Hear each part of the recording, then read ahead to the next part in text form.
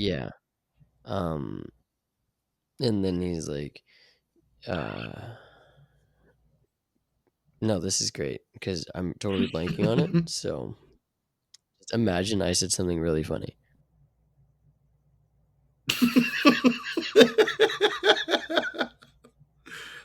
I think I gave up on it. I I think gave the up on dead it. silence is even better. Don't edit this out.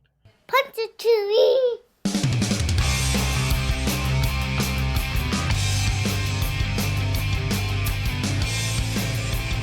What's up, everybody?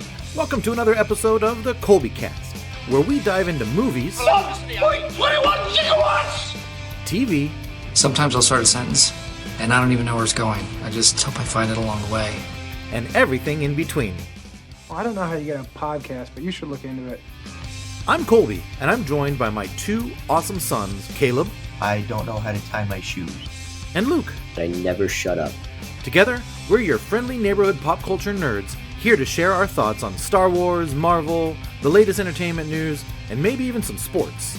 You believe in miracles? Yes! So grab a piece of cake Cake! Everybody loves cakes. and find a comfy spot on the couch, because this is your place for community and conversation about pop culture and storytelling. What an incredible smell you've discovered. If given the opportunity, would you go to space? 100% yes.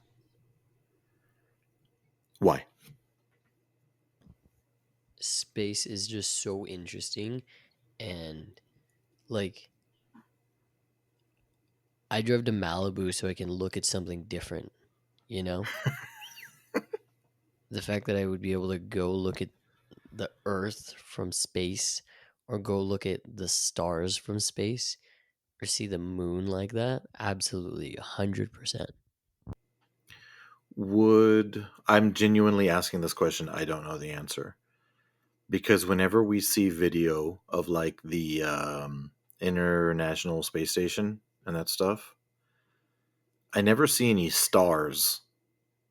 Sometimes they show you the moon, sometimes they show you the Earth, but I never see any stars in those pictures and videos.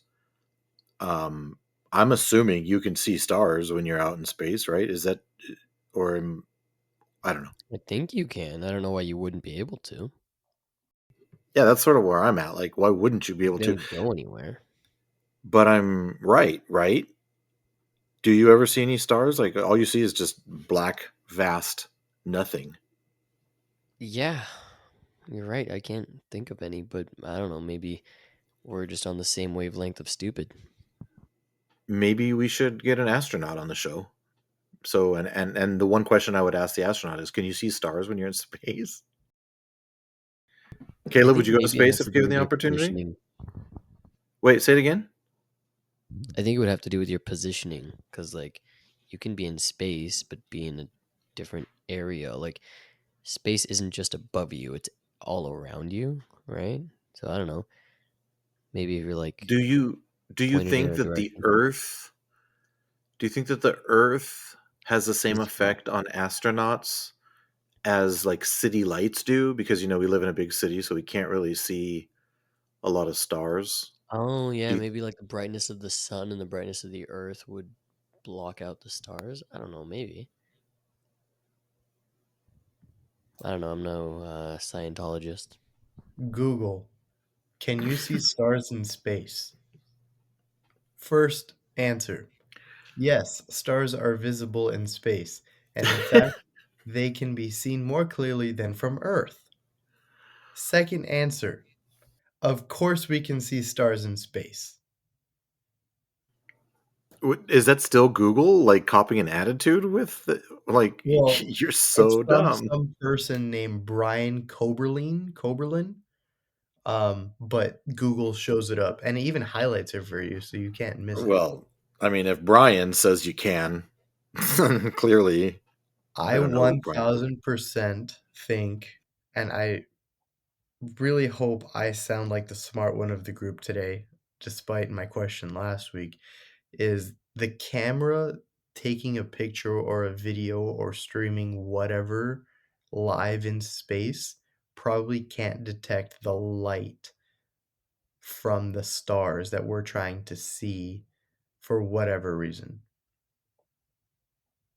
That's why we can't see them. But we also haven't been to space. So we will never know if we can actually see stars from space. That sounds like a really good answer. I must say that there's some logic there. I would also like to slightly pick a fight because last week I asked a question about the Isle of Dogs. And you guys both came at me saying, what was the line of thinking for that? And I want to say that never mind does not make for good podcasting. So I did not say never mind. I continued down the dumb train of thought that I had. Quote, never mind does not make for good podcasting. Yes, it doesn't. No, Imagine no, if we were just talking about something and we just said, never mind, and then just stopped talking. don't we do that all the time? No, but we just no, it's not a no.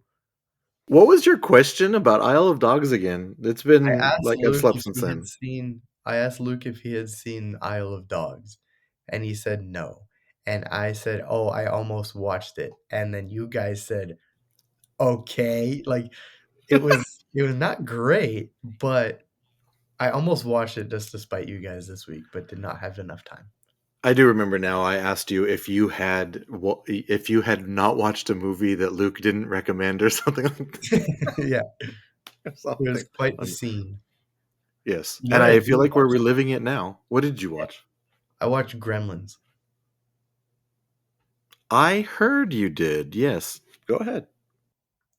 That's it. That's the whole conversation.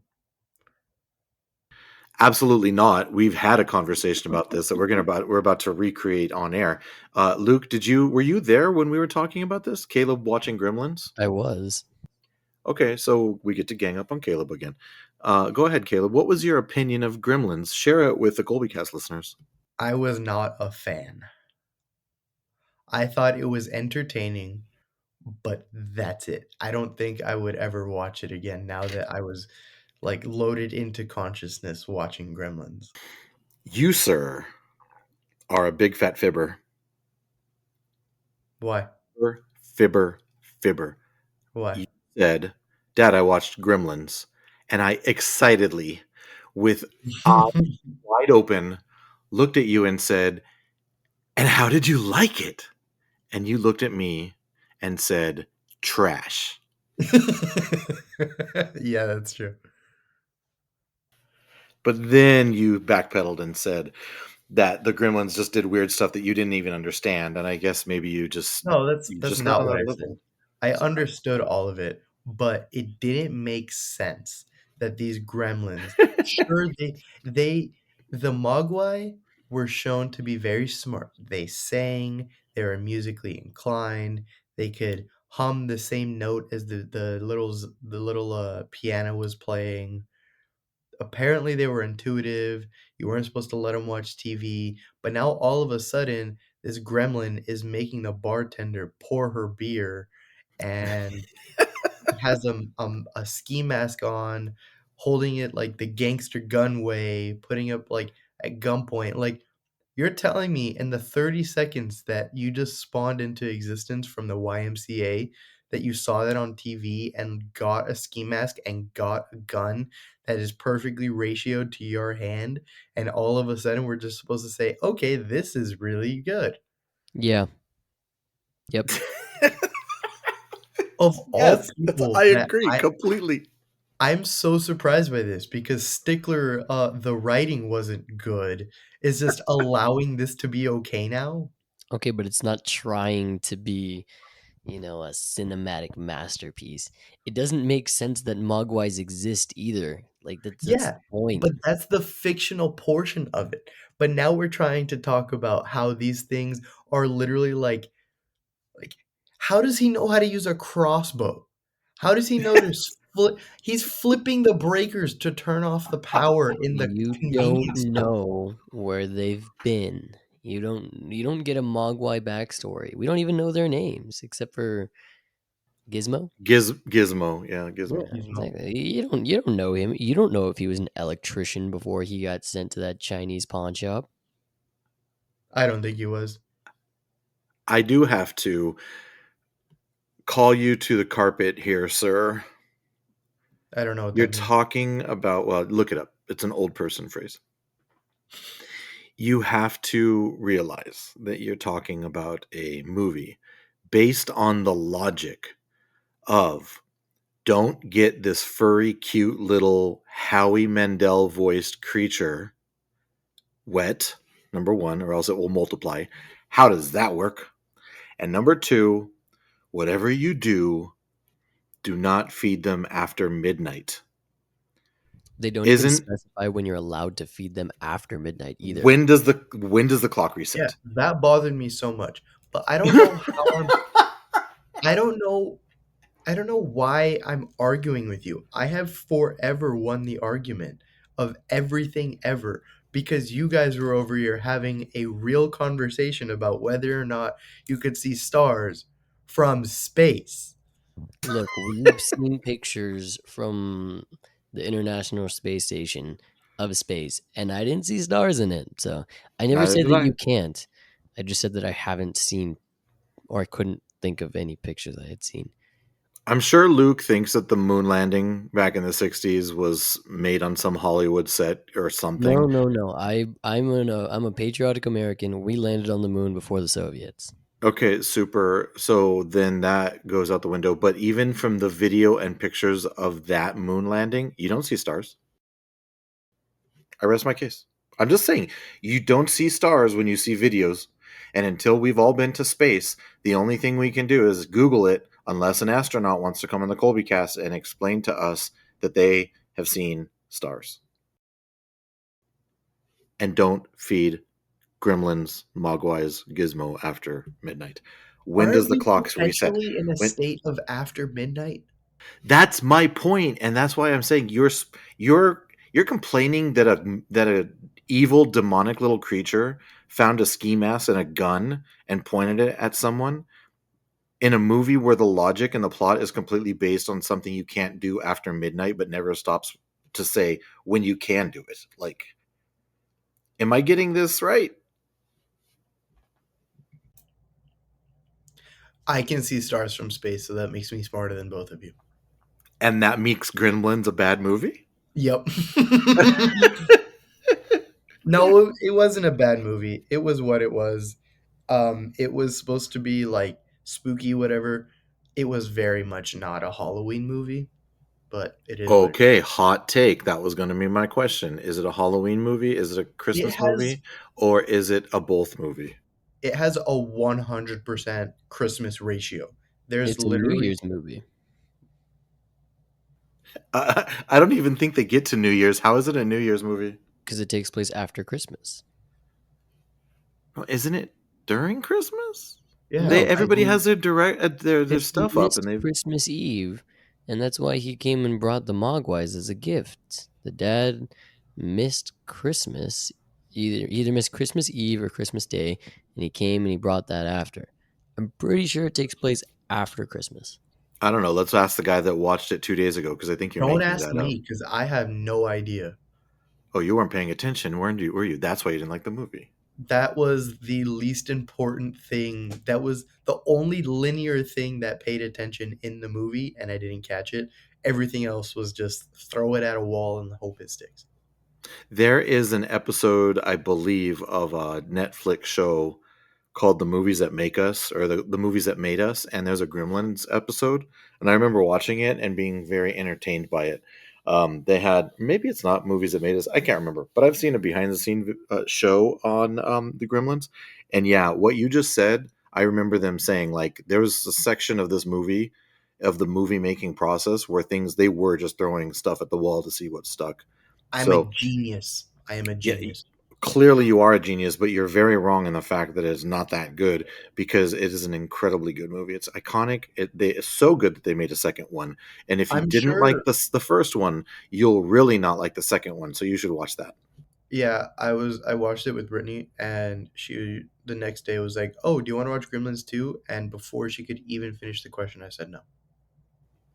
If I remember correctly, Billy goes off to like New York and has a job, or maybe it's his girlfriend goes off to New York, and the Gremlins go to New York, like in Home Alone 2. Well, Billy is an idiot, and he caused the whole downfall of this city. How gross was it though when they like morphed into their gross Oh yeah, grotesqueries that with was the eggs? disgusting. They're so slimy. The only thing grosser than like those little hatchlings was like the actual process of them getting wet and their skin boiling, and then the hives turning into its spawn. It was disgusting. Well, this has gone a lot longer than I intended for our cold open, so let's do a cold open now. You know what's on Hulu? What? A new season of Futurama. I have never seen any season of Futurama. Tell me why I should watch it. It's great. Because it's fantastic. I haven't watched the entirety of the newest season, but I watched the first episode of the newest season, and it's all the same people, same exact jokes, not the same ones, but like same themes, same tone, and it's fantastic. So you're trying to tell me that a show that recycles their jokes is fantastic, but Gremlins is not? No, it doesn't recycle the jokes. But like you know how it's like, oh, we're gonna do a reboot of the movie or the show, whatever, and then it's just completely different because they're just trying to be different. Yes. This show is not that. This show is staying true to what it is. What I'm hearing is that I'm calling this episode the ColbyCast episode 181. Caleb says Futurama recycles its jokes. The I Colby will. cast goes to space. But does it see stars? Only when I hit you with the mug that I'm drinking tea out of, for you trying to misconstrue my words. You heard it here first. Patricide by Mug. It says I heart Oregon, and I don't know where we got this. I don't know either. Have you been to Oregon in your hockey travels? No, I've been to Luke? Washington. Oh, is that different? No, they're the same, and I've been to neither. Yeah, neither have I. I'd love to visit Vancouver though. Maybe we should see a Kings game in Vancouver. I'm down. All right, that's enough rambling. What is your favorite Batman villain? Luke, go. Bane. I was born into darkness and raised by it. You sound like Tom Hardy when he's 90. That's how Bane I'm sounded. sure that anybody who listens to your podcast with headphones loves that part. Listen to me. It's our podcast. I don't have to take responsibility for this mess by myself. Your name is on the virtual building. It is your podcast. So Bane is Luke's. Oh, by the way, Caleb, you never answered the question. Did you answer the question that you would go to space if given the opportunity? 1,000%. Oh, I totally did, but my mic was muted, so I was just over here talking to myself. It's my life. That's my life. I But talk to myself. To answer it for both of you, yes, I would absolutely, undoubtedly go to space. I would have to think about it. Years ago, I would be like, absolutely, 100%. But now, you know how much work it takes? They're 900-year-old billionaires have done it. You could do it, Dan. If they said, here's an all expenses paid space cruise, you wouldn't go? I wouldn't. I don't even know I would go on an ocean cruise. Boo. That's just me. All right, so Bane is Luke's favorite Batman villain. How about you, Caleb? And you can't say I don't have a favorite. Just come up with one. Or you get Condiment King. That's a Batman villain? Yep. What? You should Google it. That must have been a very, very dark time during comics. Well, maybe you would prefer Calendar Man. That's not real. Google it. Luke, is that real, Batman guy? We just came up on the Yep. spot with a new segment. I don't know anything comics. I just take your words for it. You guys need to come up with fake and real, like, villains or superhero names, and I need to guess whether or not they're real. Let's do it right now. Okay, do Luke, it. you can come up with something fake or real. Go. Nova Prime. That sounds like it's from Transformers, so I'm gonna say fake. It's real. What? It's a Marvel guy, right? Marvel superhero. What is Nova Prime? Like, what Superhero. powers are there? I don't know. He's actually gonna be in the MCU soon. Oh, interesting. Yeah, he's like sort of like Superman, I guess. But I don't know. Kite Man. That's fake. That is real. Get out of here. There's no way. DC or Marvel? DC. No wonder they're so trash. Watch your mouth. Swamp Thing. Okay, that's real. Oh, I'm terrible at this game. No, I Man don't know Swamp why. Thing. I feel like that was in like Teen Titans or something. Probably was in Teen Titans Go. Probably. Veronica Man Swamp. Harper. That's fake. Yeah, it's fake. Okay. Where did you come up with that name? I feel like I just Googled I Googled fake name generator. you're telling me that you couldn't use your own brain to come up with a fake name? Yeah. My brain only processes 1930s era Russian cinema films. That's all. Cinema films, not cinema. Cinema films. Booster Gold. Real. Real. Okay, that was was just real. a shot in the dark because I was tired of swinging and missing. Booster Gold is a villain or a hero? He's a hero in the DC universe, and he's from the future, and he uses technology to go back in time and pretend to be a superhero using futuristic technology, and he's actually just a massive poser. I feel like that you could. I feel like if like vaccines needed to be like cooler sounding, I feel like Booster Gold would be right up in the mix. Yeah, well, we should replace Dr. Fauci with you. Yes, Gorilla Man. real. Real. Let's go. Mr. Immortal. Real. Real. Man, I'm 3 for 3. I'm gonna quit while I'm ahead. You're learning. Solomon Grundy. Oh, that one's real. I don't know what it is, but I know I'm it's real. so bad at this game. So bad at this game. You guys, Luke didn't give me any fake ones, and then I just kept just cranking your heat down the gut. Owl Man. Ooh. Fake. I don't know. Real. According to comicvine.gamespot.com, he's real. It's the evil version of Batman from a different universe. That's so lame.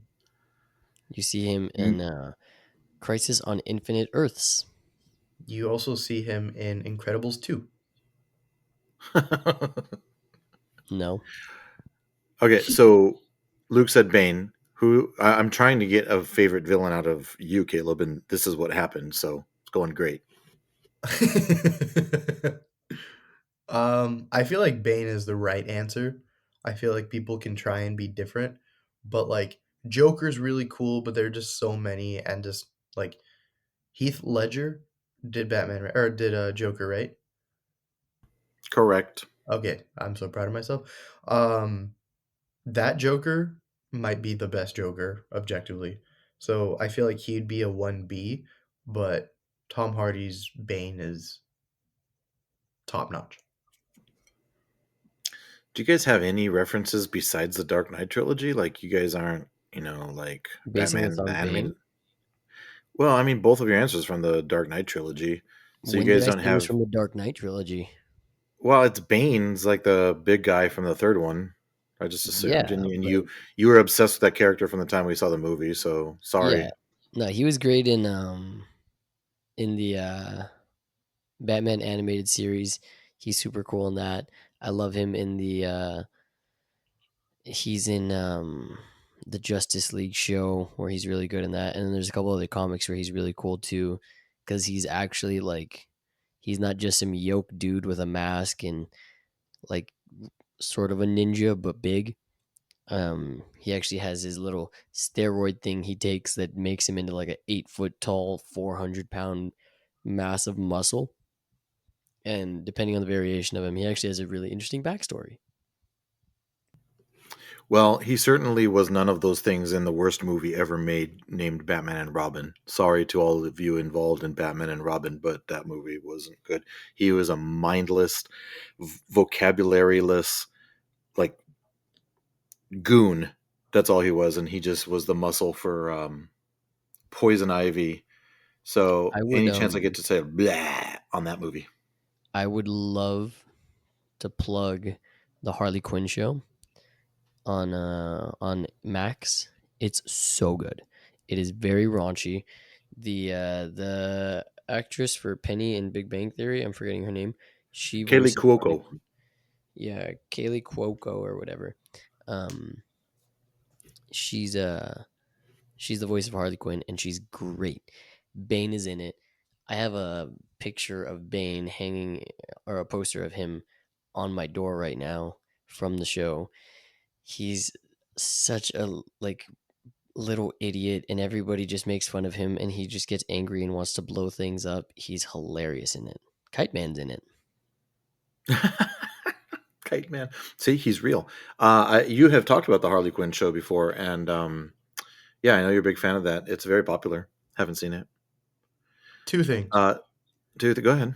One, it's bold of you to think that I know anything superhero other than what Luke's told me, what you've told me, or outside of movies, because that is 100% of where I get my superhero and supervillain information. And two, Luke, the meme where it's based in like Bane and Batman fighting in like that like bridge with the rain and all that stuff. You know that part of the movie? In the rain. Oh yeah, yeah, Maybe yeah, it's yeah. like In the the waterfall sewers. Yeah, company. in the sewers. Yeah, there you go. The dude in the pink leotard where they edit him in fighting Bane? Yeah, yeah, yeah. That lives rent free in my head all the time. My favorite Batman villain is the Riddler, and he was the villain in The Batman, aka The Vengeance, which is what we like to call it here at the ColbyCast. And we managed to have gone like pretty much like 30 minutes into this episode without having mentioned at all what we're going to be talking about, which is going to be The Penguin, the series that is on HBO and HBO Max. We have managed to watch the first 3 episodes, and I would love to hear what you guys have to say about it, because we have not said anything about it here at the house off the air. I don't even know what you guys think. So it's just Max. False. It is also on HBO. I just read it. It was originally going to be Max, but they have put it on the, what do they call it? Like the linear channel too. You said HBO and HBO Max. It is HBO and Max. Who calls Twitter X, and who calls Max Max? Everybody calls Nerd HBO Max. alert! Nerd alert! Ring the bell! Ring the bell! Nerd alert of the day! Nerd Google. alert! Google says we could see stars from space. I still call it Twitter, and I call it Max because Max makes sense. X is not a good name. X is not a good name. Yeah. So the Penguin. Wait, before we get to the Penguin, do you guys have a favorite Batman? Luke, I think I know. I think I know your answer to this. You like the Batman animated series Batman, right? I do. Kevin Conroy, he's your Batman. Yes. Caleb, do you care enough to have a Batman? Yeah, it's me in a Halloween costume at like 4 years old. I love that. I love that picture so much. Can I show everyone that picture? Can I put that on triple my pay for this. Oh, I will triple your pay. I will triple your pay if I can post that picture. Shake on it. It's a deal. There you go. It's a deal. Consider yourself tripled. Let's go. And keep your eye out for the ColbyCast social media, because I'm going to be putting out a picture of Caleb and Luke all-time Halloween. We should do one of those recreations like they do on the internets That where will you guys. require real monetary compensation. Yeah, maybe that may okay. I'm pushing it, but thank you for your Luke. Is that okay with you if I say you're not in a Batman costume? Yeah, but I want half of my pay. I can do that for you too. Not only will I give you half of your pay, but I will give you half of the triple that I'm giving Caleb. Where's what? I negotiated hard and fast. How are you taking Yeah. half of my triple? No. I'm not giving. I'm not taking anything from you. Okay, I'm great. only. I don't take from people. I only add. Okay, good. The Batman, Robert Pattinson. I felt, and we've done a whole episode on this, so we won't belabor the point. But the Batman, starring Edward from the Twilight movies, is I really enjoyed. I think that it's great. Michael Keaton, my Batman, by the way. I love that, but Batman's cool anyway. All the Batman except for the one in Batman and Robin are cool. But it sort of has a And the new Flash. life. It's Michael Keaton, man. That's Michael Keaton. Yeah, but he's also in the Flash. You have to say the Flash too. I don't want to talk about the Flash. I'm not talking about the Flash. I still haven't seen it. Don't do it. Don't do it to I yourself. might have seen it in a different multiverse, but that's not the life we live. Well, I'm sorry for that, Caleb. Yeah, I am too. I don't even want to talk about it because I'm so salty about that movie. It's fine. To get us a little bit off track, but will eventually get us back on track because that's just what I do. Another thing that lives rent free in my brain is Benedict Cumberbatch narrating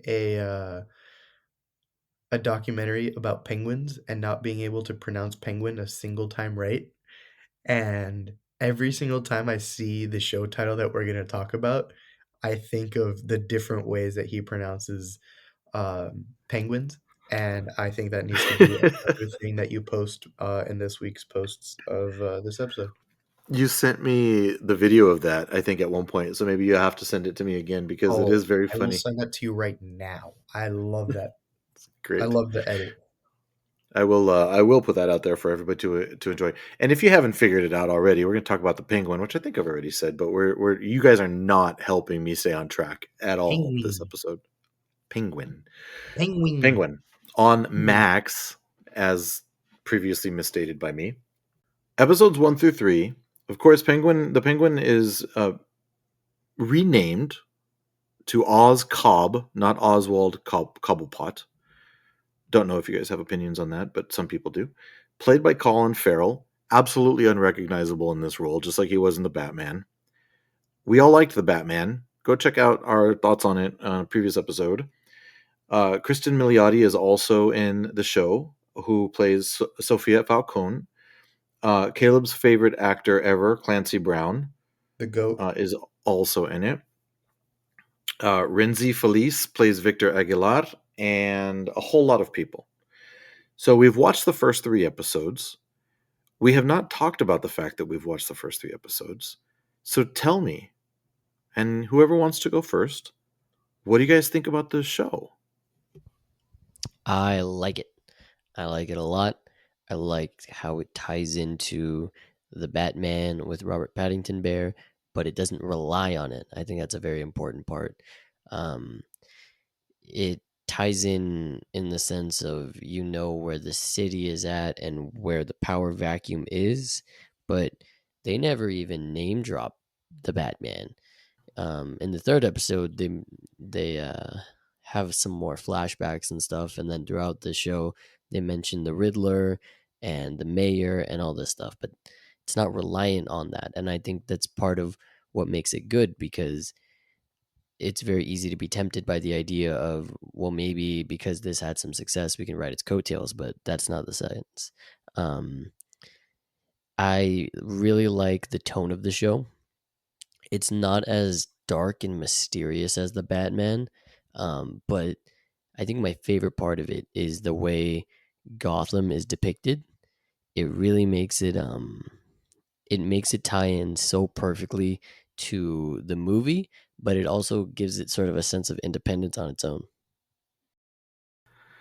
I feel like we should probably give a spoiler warning before we get any further. So, just in case you haven't seen The Penguin, if you've made it this far into this episode and you haven't watched The Penguins episode 3, we're going to be spoiling, speaking at random about everything that is in the first 3 episodes. And I agree with everything you're saying. So, I'm just going to tell you right now, I'm loving the show, and I'll get into why after we hear Caleb. What did you think about it so far? I'm very much enjoying it. I think the dialogue is really good. I think it doesn't have to have a ton of action because of the suspense that everything carries. I think uh Penguin is a very good character by himself because everybody sees him as very weak and just like wet blanket-esque, but I think he uses that as a means of strength, and I think that's a very intricate and cool thing about him. I was going to ask your guys' opinion about the story specifically, but you brought up something that I really have enjoyed so far, the dynamic of that character. They've only called him the Penguin once, and it was in a very like insulting type of way. I think it was in Yeah. this 3rd episode. And you could tell that it irked him, right? So clearly, I mean, And then he he's shoved a phone in the dude's mouth. That was crazy. was that a phone? I couldn't Yeah. tell. I'm sorry, I was He watching shoved it on my phone. Who are you, Luke? It's the schedule has been quite full. So that was a phone he shoved in that guy's mouth? Yeah, he was telling him, what is it, Johnny Vitti? Was that his name? Yeah. He's telling him that he needs to make a call to the boss, and then he won't do it. Starts like just talking out of his butt, and then that same phone that he was like telling him he needs to make the call with, he grabs and just keeps shoving further and further, like a hammer and a nail in his mouth, and I then thought cracks it the was screen. pliers and he pulled a tooth. What? I thought it was a knife and he was shoving it into his gums I guess the phone makes sense, but because he wasn't bleeding after. That's why I was so confused. I'm like, what is he putting in his mouth? He's not bleeding. I was expecting him like to cut through with a cheek or something. No, because But then he that makes pulls the sense. phone out of his mouth, shows that it's like cracked because he shoved it so far up his teeth that it cracked the screen, throws it at him and says, "Make the call." I'm getting all of that now. See, and Man, you're just this is why cinematography is dying because you guys watch it on a 6-inch screen who are you lecturing? as opposed to my 13.1-inch laptop. Well, I'm glad to hear that you're liking it because you were the toughest sell. I knew Luke and I we were on board with this. We've been wanting to see this for a while, but I mentioned it to you and you were just sort of like, I don't know, and I'm just like, yeah, people are saying it's pretty good, and you are on board. So I'm glad to hear it. I did want to talk about Oswald Cobb, the Penguin Oz. First of all, Colin Farrell, he's a handsome dude. I don't see him at all in this. Like when you see a star, like you're sort of like, yeah, that's so and so, right? Paul Rudd is always Paul Rudd, ageless wonder that he is. Um, Even though in some movies he's one character, in other movies a different character. I do not see Colin Farrell at all when I see the Penguin, and I think that that's one of the reasons why I'm enjoying it so much because I can't. There's no reference. This guy is just standing on his own. But you mentioned that like he's sort of like a punchline, right? To all these guys, to all these criminals in this underworld. But Not he's just using that. that. Not just that, like, he's very much like you wanna keep him at arm's length because he's going to do you wrong. So there is an element of fear. I do see, like, I think in certain respects, certain characters fear him, but in other respects, people don't respect him at all, and I don't think they fear him, but they're underestimating him, right? Because he seems to, up to this point, have the skill to be able to turn a very, very dangerous and bad situation into something that favors him, and I think that that's a really cool aspect of the plot and the character because he's got that. Like the scene I'm thinking of is like after he killed Alberto Falcone, right? fast forward through some of that episode, and he goes to his mom, and his mom is clearly under the weather, not very good in the health department, but she says something to him about like you wanted to kill him, right? It was an instinct. So he was sort of like, in that moment I was wondering to myself, is he just like a mama's boy here in this situation? But then the mom turned around and said, that was an instinct that you wanted to do it. Don't be ashamed of that. And then you saw him change, like even physically, the way he was standing. And he owned it, I guess, in killing that character. I thought that was a cool dynamic because it almost puts more fear for the mom in my mind than anything else. I think it's a cool dynamic, like you said, because I don't think he's necessarily like mama's boy, but it's very much he's he's using his words and like I don't know the best way to say it, so I'm sort of figuring it out on the fly here. He uses his words to his detriment, but also falling forward with everybody like in Gotham. But he seems very tight and trying to hold true to his promise to his mom, which is very opposite of what he does with everybody else. You know what I mean? Yeah, I think part of that is he benefits from the chaos and everything. So even if it's toward his own detriment, as long as everything's a mess, you can't really trace everything back to him. So the messier things get, the better it is for him. But I do agree. I think his mom is sort of his north star, right? She reminds him of why he does what he does and what he's trying to achieve and stuff. Because there's multiple times where pretty much every time you see her in the show, it's at a moment of crisis or a moment of significance, and she sort of gives him the little attaboy he needs to get back on track and get done what he's trying to get done. All of that you guys are saying is just, to me, very he's a very fascinating multi-layered character. And I guess you sort of have to have that, right? In a show where you're the main character. He's a villain. He's a Batman villain, but he's not the villain of this show. And I've made it very clear that I don't always jump on board with like the darker type of stories that don't present a lot of hope and have clear. I like my heroes, and I like my heroes that do make the right choices. I do appreciate conflict and inner turmoil and whatnot, but I don't always like shows about villains and whatever. But I don't feel like that's what this is. It's full of a whole bunch of bad people, but I think that's part of the appeal is they're not glorifying the things that he's doing and trying to make him a sympathetic villain, like, oh no, he's actually an anti-hero or something. No, he's a bad dude, but he has redeemable qualities in him. When Vic in episode 3 is talking to his girlfriend after we see that flashback, Luke, that you mentioned about how he lost his family during the Riddler attack in the Batman movie.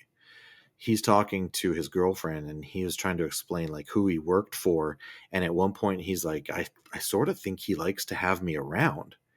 And I don't think he's very far from the truth, because in that same episode we see Vic come in and save the day, and when Oz jumps in that car, he's like all pumped up, like ready to go, like, yeah, dude, we're in it now, we're in it. He's like, it seems like he's with one of his boys. So the aspect of him wanting to be around someone that he loves and trusts, while at the same time he's shoving a phone down someone's throat to force him into making a phone call he doesn't want to make, and as brutal as he is in other areas, it's just so interesting to me. I don't know. It's a very well written story and a very well written character. Is there anything else that you guys have to share about Oz as a character before we move on to other things? I just think he's one of every scene that he's in. I feel like he's the most important person in that scene. So I have a Um, question. I have a question for both of you, Dad especially, because you very much stand on this soapbox a lot. do you guys feel like you were appreciating the show more as a show, or do you think you could have had the same appreciation for the character in a movie? So I'm far. gonna say what? So far. I'm gonna say show because I like how it's taking its time and developing very nuanced aspects of the character that I don't think you would be able to have the time to do in a movie. What about you, Luke? I agree. I think, we saw him in a movie and he was good in the movie, but there's another sort of aspect you can get when you have a character who you're allowing to be a little bit more intricate, right? I don't think that he was a particularly intricate character in the movie. I think this gives him a little bit more time. And I also, like, I agree that he's the most important person in each scene, but I think that's just because you know where the story is going. um I don't think that with the way this character is right now that he could stand on his own in a movie, right? He was just he was honestly a pretty small part of the movie. And even if we do see this character turn into what he becomes in the comics, which is a massive mob boss and potentially taking over the Falcone family and everything like that, and getting rid of the Maronis, even then, I still think that with the way that cinema and particularly superhero movies are now, you have to be sort of huge and glorious, and he's not that, right? So I think he's the perfect kind of character for a show. Yeah, I agree. I feel similarly because you guys said that in the Batman movie, it's like the very early stages of the Batman, right? Yep. Yeah, yeah. The movie is like year one of when Bruce Wayne is trying to be Batman. So obviously this isn't Oz's like first year as like a mob boss or mob trainee, if Yeah. you will. But Criminal guy, yeah. it very much seems like it is his early stages too. So I really like that they're taking their sweet time, showing that there is a history between him and Sophia with the Falcones, and there definitely is like an expectation for comic book fans where you see the Penguin grow into this giant conglomerate and take over. So I don't think you can get that at the stage he's at, but I think it's even cooler having the dynamic of it's coming off the heels of the Batman movie and now getting even deeper in the weeds with the Penguin show, but in Gotham where everything is going on. I don't want to get too far off track, but I have to bring up since both of you are talking about this that like this is sort of I don't want to split hairs, and I'm not trying to talk down on anything that we clearly have enjoyed, but I sort of feel 3 episodes in that this is what Marvel wanted to do with their Disney Plus shows, but DC is actually doing it so far better because they're taking their time with this character. They're getting that backstory. He is not a big deal in Gotham, but we know he's going to become a big deal in Gotham, and they're taking their time to build that story out. And I just wonder if they have the ability to do that because they're going to keep the Batman as we know it with Robert Pattinson and Colin Farrell as the Penguin. They're going to keep that in an insulated world that's not going to be connected to the things that James Gunn's going to be doing, starting with the Superman movie next year. Uh, so this is going to exist on its own. And I've heard and I've read articles about how Matt Reeves, the director and the producer of this show, the director of the Batman and the producer of this show, he wants to build out like this epic crime drama in the Batman world. And I wonder if it's going to succeed because it doesn't have to tie into other things like the MCU has now become, which I love. I'm a huge fan of the MCU. I love that storytelling. But the shows don't have the ability really to grow characters on its own because I always feel like, how is this connecting to the bigger picture? I don't feel like that at all with the show in any way, shape, or form. Yeah, I mean, even if they never showed the Penguin again in the rest of the Batman movies, I think that's fine. I think that they can completely coexist without ever um, crossing paths, and that's such a good thing. I agree with you that honestly, it's refreshing to have something independent, because even in just outside of the MCU, you're talking about Star Wars shows that tie into, oh, how does that tie into that movie? Or, a lot of these shows, they just sort of feel like segues for movies, but this show doesn't feel like that. Um, and I think, like I said with the Penguin about not being able to hold his own in a movie, I think that's exactly what these shows are made for. The Penguin is an extremely interesting character, but are you really gonna pay an actor? Are you willing to pay an actor who's an A-list actor, like Colin Farrell is, a couple $1,000,000 to be in 20 minutes of a movie? No, Right. Right. That's but not good business. it's not. But what if you offer him a show, and what if you tell him you're gonna be the star of it? That is completely different. But I think if done correctly, but not even done correctly, but it's up to them. If they choose to make this a bigger thing, they can. To be honest, I don't really want them to, because I like how grounded the show is, and I think that the Penguin can exist in the shadows. I don't want to see Robert Paddington Bear pin the Penguin against a wall again and be like, "I thought I dealt with you in the first movie," kind of thing, you know?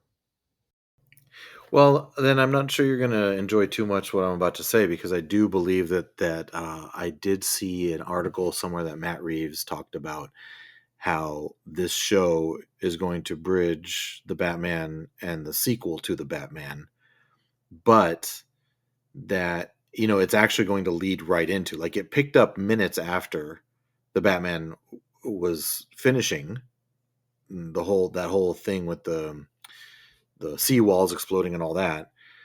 So then this picks up, and then it's supposedly, unless something changes, going to lead into the sequel to the Batman. But where I think what I think is encouraging is that it's not going to then go and tie into other bigger DC properties. They're just going to keep it a Batman centric world.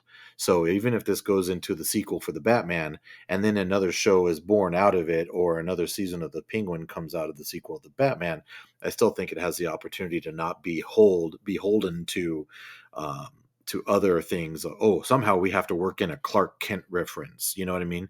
I don't think they're trying to do that, which I think, like you said, Luke, I find to be refreshing too. So I do want to ask you guys though about Kristen Milioti, who plays Sophia Falcone, right? Um, we of course know her from How I Met Your Mother. All I can, the first episode that I watched of the Penguin, and she was on screen, I am like, how can this be the same person?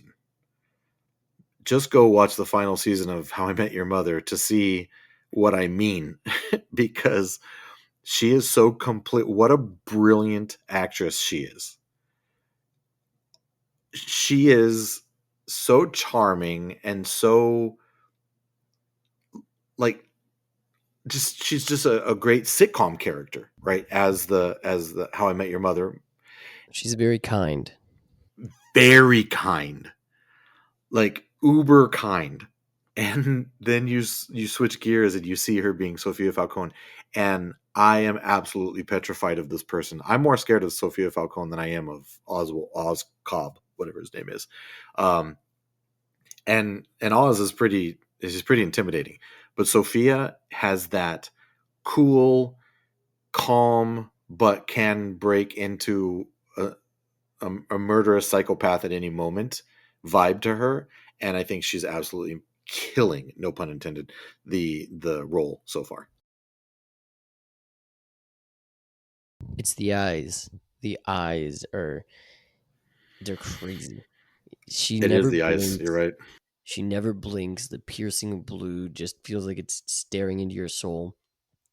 And they they seemed like they're going to get into it in the next episode, but her having that history of being in Arkham and all that, there's that quiet tension in every time she's on the screen. I mean, the funeral the funeral where everybody was sort of snickering and whatever. I loved that scene because we hadn't seen her snap yet. Even when she was torturing Oz and she killed that guy, she still didn't snap. But then she just randomly starts shoving food in her face, like aggressively. And Yeah, and I that was was the like, second time she did that. Like, what's that about? yeah, no, that it was weird. And I love that they never went back to it. Like it's just planting those little seeds and seeing what grows from it. And there's a lot of that in the show, and I really like it. First, her eyes are definitely not blue; they're brown. Um, two, second, the um, the thing that I got from like her eating pasta is she is letting them uh believe what they want to believe. They did a good job of showing that they uh they were all snickering and everybody's looking at her, watching her doing whatever. And um she hears it obviously and then continues to just like, all right, I'm crazy, let me be crazy, and then takes a bite, doesn't even get like all of the pasta in her face, and throws the rest on the table, assumingly back into the pasta so nobody else can eat it. Like, I just think it's little details like that that make the show as good as it is. They are brown.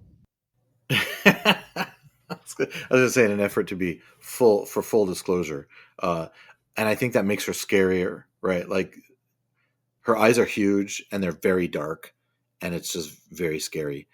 And to your both of your points, she has that real like you don't know when, you don't know how, but I'm going to murder you vibe, right? Like, and she never gives off like that. She she's like unhinged, but in an absolutely 100% controlled way. She's unhinged in her own brain, but she's not showing that to anyone, and that is so compelling.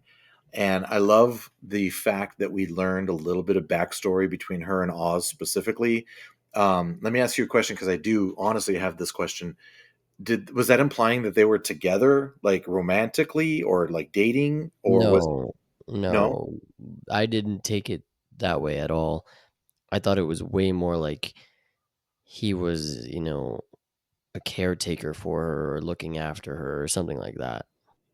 It's like an uncle figure or like a family figure, but not like a Yeah, romantic interest. like dad's friend from work. Got it. Got it. I do think that the next episode is going to be very Sophia centric because I don't know if you guys watched the they have like a preview or a commercial for the upcoming episode.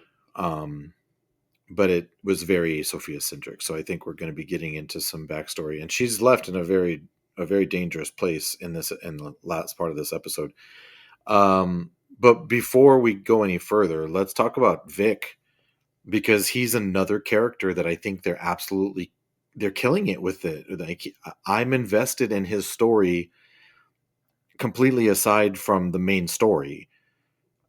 Not only with his background and what we learned in the third episode, but like this kid, he clearly wanted more than what he had before his family died. He was clearly going with the wrong crowd, and we're introduced to him because he's committing a crime. He's stealing rims or whatever, and now he's in it. Right? He had his opportunity to leave with the girl that he seemed to have loved. Um, which I thought was also a very effective flashback scene. Sometimes flashbacks can be whatever, but this one filled in some information that we needed in a good way. And I don't know, the actor, Renzi Felice, he's just he has such a good his performance is just it's subtle, right? I mean, he has unfortunately he has to like deal with this stutter, but he's quick on his feet. He's not letting the stutter like define him, but he's going down a path where I'm just like, dude, you don't want to do this. Like, don't do this. You're going to end up killing someone or dead yourself. And I just find the character, again, so compelling. I'm glad you mentioned his performance because he, even before we knew anything about him, just the first time we saw him on screen, I felt almost like a responsibility over him. I was like, this poor kid. I want to Yeah. I want to make sure nothing bad happens to this kid. And that was before we even knew his backstory. He hadn't even opened his mouth yet, right? Um, but I think like I mentioned them planting those seeds, right? Him, his performance is a seed in itself, but him failing to plant the jewels and having his little panic attack over it, right? Or him, asking questions and being very grateful for things. There's a very obvious implication that this kid is sort of like a wounded puppy, and then you find out why he is the way he is and how he ended up where he is, and then it all makes sense. But even without the flashback, I don't even think we needed that, because I think we just understood this is the kind of kid he is, and he's a good kid in a bad spot. I think that for what the flashback did for me was it just made his story even more tragic because it put the faces on his family members that are now gone, and it adds for him. It adds that conflict. Like he has the memory. Like one of the last things that his dad was telling him was like, "No, what we have is so much more than what we used to have, and I'm very happy with it." But now he's in this world where he's like, um, just after more and more and doing probably very bad things to do that. So it just makes his character even more interesting to me because will that come into play later on down the line? Is he fully going to give up on that backstory, or is he going to? I don't know. It gives you questions, and that's where I like to be with characters at this stage of a series. Caleb, what are your thoughts on that character? That was really good. I think they did a good job of, like Luke said, letting us have our own opinions on him before they gave the story and the background of who they want you to believe that he is.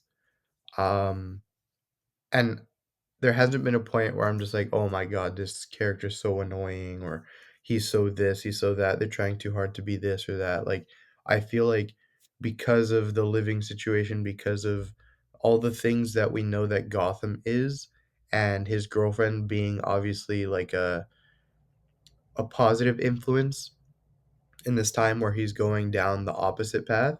You can see the internal conflict.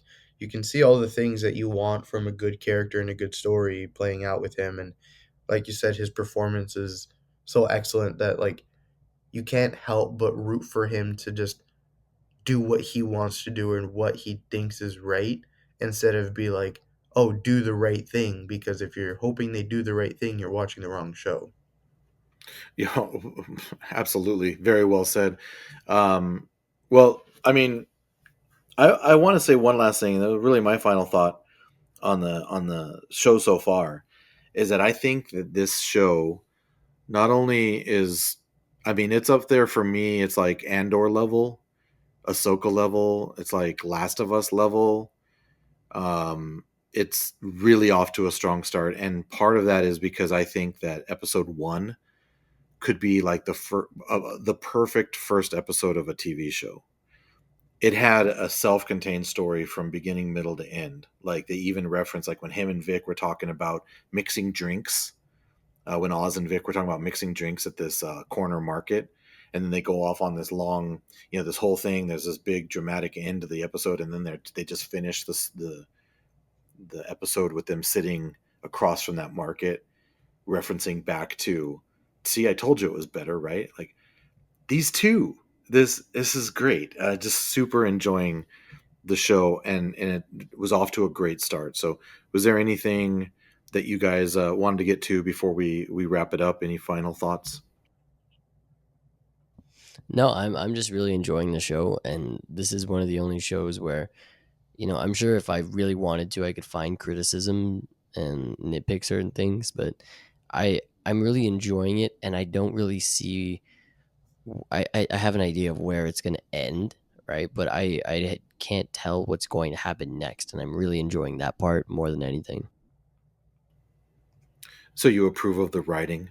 Do they get your happy face star? It has good writing. It does have good writing. Caleb, what are your any final thoughts? No thoughts, head empty. No thoughts, head empty. Well, that's the sign of a ColbyCast episode that has come to its end. No thoughts, head empty. Excellent. Well, let us know what you guys think. Are you watching The Penguin? Are you interested in this Batman crime epic world that they're building? It is. I feel like it's very compelling, and clearly we've all enjoyed it. So let us know what you think. Reach out, send us a tweet, send us a what you can't call it an X, right? So it's still a tweet. Send us a thread, anything. Reach out. We'd love to hear your thoughts on the show. So for Caleb and for Luke, this is Colby reminding you. If you enjoyed this episode, let us know. You can find the ColbyCast on Instagram, Threads, and X at the ColbyCast. Episodes can also be found on YouTube, so like and subscribe. If you feel so inclined, rate and review our show on your podcatcher of choice. That really helps the show beat the algorithm and helps us find new friends to add to the conversation. If you're wordy, like me, you can send an email to thecolbycast@gmail.com. All music is licensed through Adobe Stock and performed by ProMusic24. This podcast is not endorsed by anyone or anything for that matter. It's intended for entertainment and informational purposes only. All original content of this podcast is the intellectual property of the ColbyCast unless otherwise indicated. That'll do, donkey. That'll do.